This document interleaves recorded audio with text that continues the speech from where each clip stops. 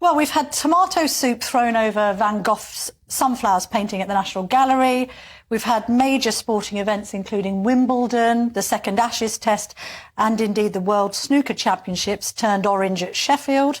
We've had a damaging of the case around the Magna Carta at the British Library, Stonehenge sprayed with orange powder, and now a break-in at Stansted Airport and orange paint sprayed on what protesters thought was Taylor Swift's jet.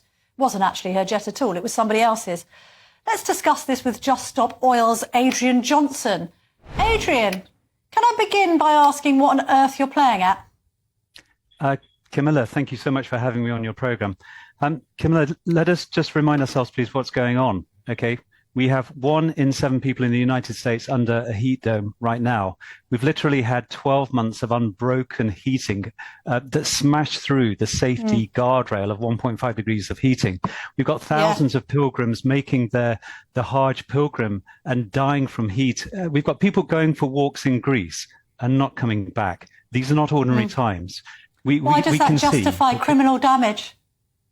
That justifies a response, and so we're calling upon. Well, why does it justify criminal damage? Why does it justify you breaking into an airport, which is a massive security breach? Okay, I would put it to you, Camilla, and I'd put it to your listeners and your viewers, that the massive security breach is from our own government pursuing policies that are leading to mass death and suffering. No, the security breach was the 2 protesters who broke into Stansted Airport. Literally with pliers.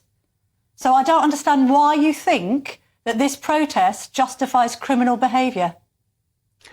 Because this is what we need to do to take action against our government. No, you don't. And we're calling upon... You're losing the argument, because what's happening is no one's talking about the cause anymore.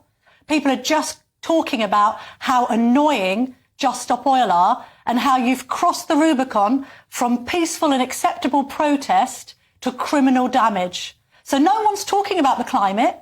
They're absolutely fed up of you. So you're getting the publicity, but no one's talking about what you really want them to talk about, which is the climate emergency. They're just thinking to themselves, why don't Just Stop Oil just stop? Well, Camilla, with respect, people have been talking about the climate over the last 24 hours because of the action that we've taken. And also you made a really interesting point there about crossing a Rubicon.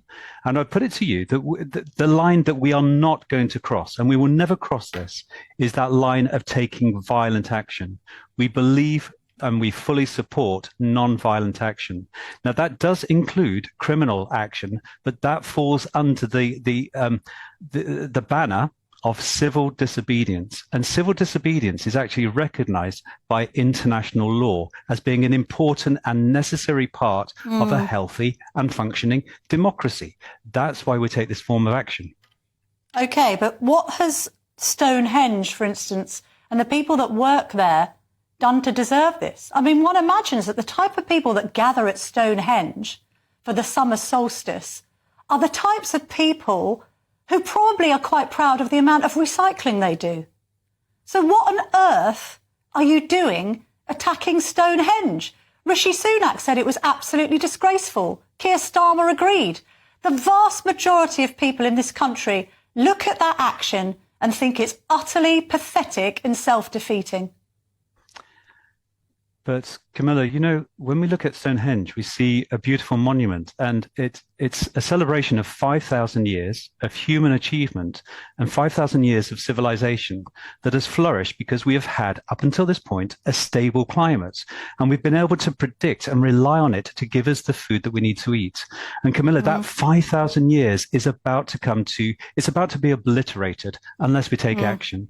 And so we're calling on our government. Is there any reason why you don't take your protest to the Chinese embassy, who are continuing to build power stations and are responsible for a vast majority of the world's carbon emissions, certainly dwarfing those produced by the UK? That's a really good point and a really good question. So will you protest there next? I'm not sure what our plans are next, to be perfectly honest, but it's a good point. But China, to be clear, their emissions per person are exactly the same as the emissions per person in the United Kingdom. And that's for a nation that makes most of the stuff that we buy and import. All right. Adrian Johnson, I think we're going to have to disagree agreeably, but thank you very much indeed for joining me this Thank you evening. for We've run having out of me. time. Okay, thank you.